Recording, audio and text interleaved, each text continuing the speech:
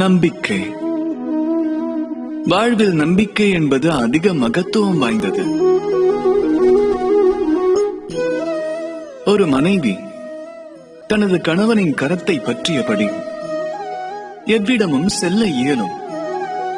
அதன் காரணம் நம்பிக்கையாகும். தன் கணவன் மீதுள்ள நம்பிக்கை.